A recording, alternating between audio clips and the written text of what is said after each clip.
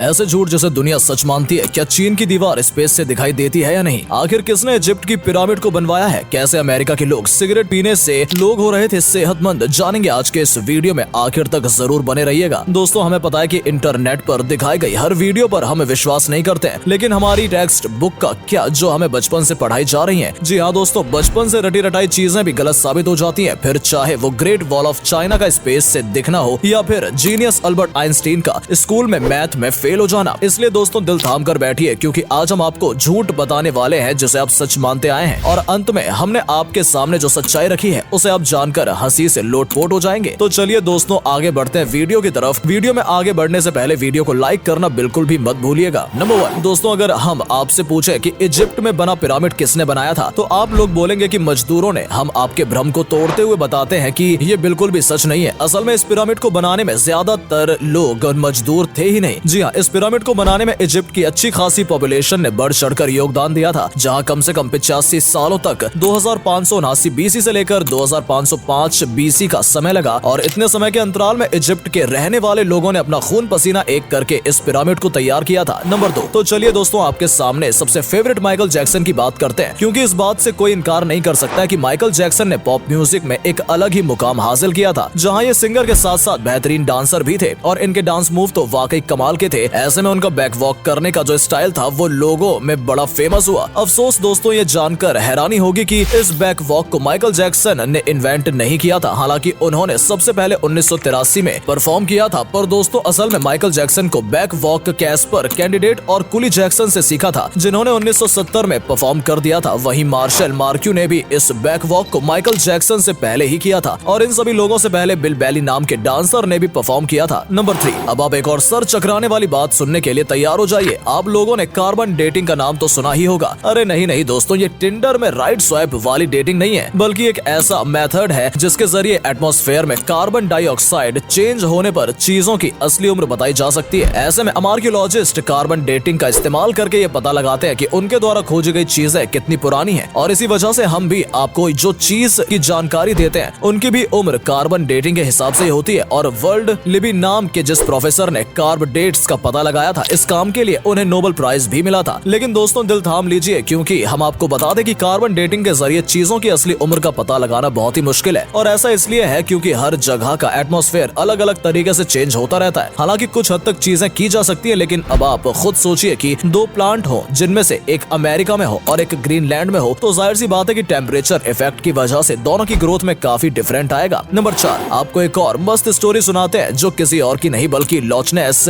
Monster की fake photo story है। जी हाँ दोस्तों, जहाँ इस मॉन्स्टर को न्यूज में दिखाकर लोगों को हैरान करने में कोई कसर नहीं छोड़ी गई थी, और कई सारे लोग तो इस बात पर विश्वास भी कर चुके थे कि सालों पहले गायब हो चुका ये क्रिएचर अब वापस से तहलका मचाने आ गया है। ऐसे में दोस्तों, लॉच नेस को स्कॉटलैंड में देखे जाने की बात हो रही थी। इस तस्वीर को सबसे पहले रॉबर्ट केनेथ विल्सन ने 1934 में लोगों के सामने रखा, और करीब 60 सालों तक इनकी ली गई इस तस्वीर को सच्चा समझा जा रहा था। लेकिन वो कहते हैं ना, झूठ के दिन 4 सच चले 1000 साल, क्योंकि 1994 में ये बात लोगों के सामने आ गई कि लॉच नेस मॉन्स्टर का जो तस्वीर था वो कुछ और नहीं बल्कि एक टॉय सबमरीन थी, जिसको पानी में इस तरह डाला गया था कि वो इस क्रिएचर की तरह दिखाई दे। नंबर 5 दोस्तों, जब आप दुनिया के अजूबों के बारे में सोचते हो तो सबसे पहले किसका नाम याद आता होगा? मच्चू पिच्चू, ताजमहल या ग्रेट वॉल ऑफ चाइना? लेकिन बाकी सबका तो ठीक है, लेकिन ग्रेट वॉल ऑफ चाइना के बारे में हम आपको बता दें कि ये इतना भी ग्रेट नहीं है कि स्पेस से भी दिखने लगे, क्योंकि सच्चाई तो ये है कि इतना बड़ा भी ये नहीं है कि इसे हमारे एटमॉस्फेयर के बाहर से भी दिखना संभव हो जाए। हम अपने मन से नहीं कह रहे, बल्कि खुद नासा ने इस बात को साबित किया है। हालांकि ये 21,096 किलोमीटर लंबी, और इसकी चौड़ाई की बात करें तो ये बॉटम मात्र से 20 फुट चौड़ी है और टॉप से मात्र 16 फुट। हम आपको बता दें कि अफवाह 1754 के आसपास से शुरू हुई। ऐसे में ये चीज हमारे चांद पर पहुंचने और स्पेस में सैटेलाइट पहुंचाने से बहुत पहले की बात है, तो ये सिवाय अफवाह के और कुछ भी नहीं है। अब भले ही यहाँ पे लगभग हजारों की संख्या में लोग आते हो, लेकिन अफसोस वो चाइना की जिस दीवार पर खड़े होते हैं वो स्पेस से तो नहीं दिखाई देती है। नंबर 4 तो दोस्तों, जब कभी भी हम वाइकिंग के बारे में सोचते होंगे तो सबसे पहले जो चीज आती है वो बड़े से जहाज का साइज और सींग निकले हुए हेलमेट याद आते होंगे। लेकिन अगर हम आपको ये कहें कि ये दोनों ही चीजें झूठी हैं, जो कि हमारे ही मीडिया द्वारा हमारे दिमाग में डाली गई हैं। दरअसल कई सारे हिस्टोरियन को वाइकिंग के समय के टूल मिले हैं, जिनमें से एक भी ऐसा सींग नहीं मिला जिसमें सींग लगे हों। हालांकि ये माना जा सकता है कि वो लड़ते टाइम खुद को बचाने के लिए हेलमेट का इस्तेमाल करते हो, लेकिन उसका मतलब ये नहीं है कि हेलमेट में ही डायरेक्ट सींग लगे हो। दोस्तों, ये अफवाह तब से फैलनी शुरू हुई है जब से गुस्ताव मल्टोरस नाम के आर्टिस्ट ने अपने आर्ट में वाइकिंग के हेलमेट में सींग लगा दिए और तभी से लोग ये समझने लगे कि उनके हेलमेट में सींग होते थे, जबकि ऐसा कुछ नहीं है। तो दोस्तों हमें पूरी उम्मीद है कि आपको इस वीडियो में मजा आ रहा होगा। अगर हाँ तो वीडियो को लाइक जरूर करें। नंबर 5 दोस्तों, अब हम आपको सबसे बड़ी सच्चाई बताने जा रहे हैं। बहुत से लोगों को ये बताया गया है कि अल्बर्ट आइंस्टाइन जो कि इतने बड़े जीनियस थे वो हाई स्कूल के बेसिक मैथ की वजह से फेल हो गए थे। तो दोस्तों ये बिल्कुल भी सच नहीं है। जी हाँ, बल्कि आइंस्टाइन तो उल्टा मैथ के जीनियस थे, जहाँ 15 साल की उम्र में बहुत ही अच्छी पकड़ बना ली थी। तो दोस्तों जाहिर सी बात है, जो शख्स फिजिक्स की दुनिया में इतनी बड़ी उपलब्धि हासिल कर चुका हो उसे बेसिक मैथ ना आती हो, वो भी हाई स्कूल के समय में, ये चीज थोड़ी सी खटकती है। पर हमें तो बुरा उन लोगों के लिए लगता है जो ये सोचते हैं कि जिन्हें मैथ नहीं आएगी फिर भी वो आइंस्टाइन बन जाएंगे। अरे दोस्तों, साइंटिस्ट बनने के लिए मैथ भी जरूरी है, ठीक उसी तरह जिस तरीके से सिंगर बनने के लिए अच्छा गाना जरूरी है और डांसर बनने के लिए अच्छे मूव्स भी करने जरूरी हैं, क्योंकि ये सभी चीजें बेसिक्स है। नंबर 6 दोस्तों, हमें पता है आपको इस बारे में कुछ पता नहीं होगा, लेकिन हम आपको बता दें 19वीं सदी के अमेरिका में एक बहुत बड़ी अफवाह चली थी, जहाँ पर सिगरेट बेचने वाली कंपनियां एडवर्टाइजमेंट में कहती थी कि सिगरेट सेहत के लिए अच्छी होती है। जी हाँ दोस्तों, हैरान मत होइए, एक्चुअल में ऐसा होता था क्योंकि कुछ कंपनियां ऐसा कहती थी कि डेंटिस्ट खुद लोगों को सिगरेट पीने की सलाह देते हैं और ये सेहत के लिए बहुत ही अच्छी होती है, जिससे टेंशन वगैरह भी खत्म होती है। इस तरह एड्स कैंपेन उस टाइम चल रहे थे, जिसकी वजह से अमेरिका के करीब 45% लोगों को इसकी लत लग गई थी। हालांकि अभी भी अमेरिका में सिगरेट पीने वालों की कोई कमी नहीं है, लेकिन उस समय पूरे 45% लोग सिगरेट पीते थे, यानी कि करीब 7 करोड़ लोग सिगरेट पीते थे। वो तो बाद में पता चला कि सेहत के लिए यह बेहद हानिकारक है, जिससे इंसान को कैंसर जैसी बीमारियां भी हो सकती है। पर शायद कुछ लोग अभी भी इस बात को नहीं समझते। दोस्तों इनमें से कौन सा ऐसा झूठ था जो आप सच मानते हैं, हमें कमेंट करके जरूर बताइएगा। आज के लिए बस इतना ही। उम्मीद है वीडियो पसंद आई होगी। मिलते हैं अगली वीडियो में, तब तक के लिए बाय बाय।